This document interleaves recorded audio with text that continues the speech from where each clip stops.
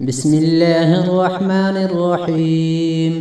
تبارك الذي بيده الملك وهو على كل شيء قدير، الذي خلق الموت والحياة ليبلوكم أيكم أحسن عملا وهو العزيز الغفور، الذي خلق 7 سماوات طباقا ما ترى في خلق الرحمن من تفاوت فارجع البصر هل ترى من فطور ثم ارجع البصر كرتين ينقلب إليك البصر خاسئا وهو حسير. ولقد زينا السماء الدنيا بمصابيح وجعلناها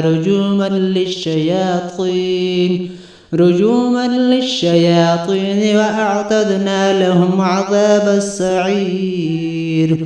وللذين كفروا بربهم عذاب جهنم وبئس المصير.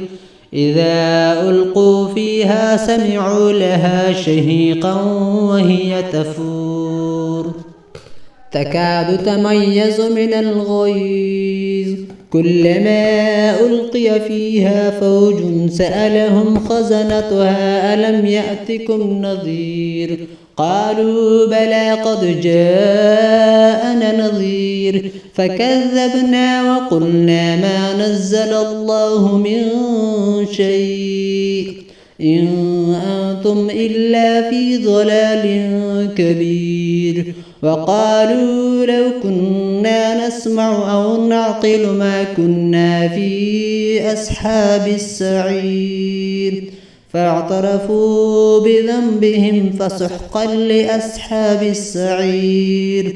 إن الذين يخشون ربهم بالغيب لهم مغفرة وأجر كبير.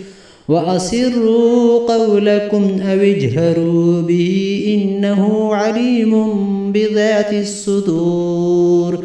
ألا يعلم من خلق وهو اللطيف الخبير.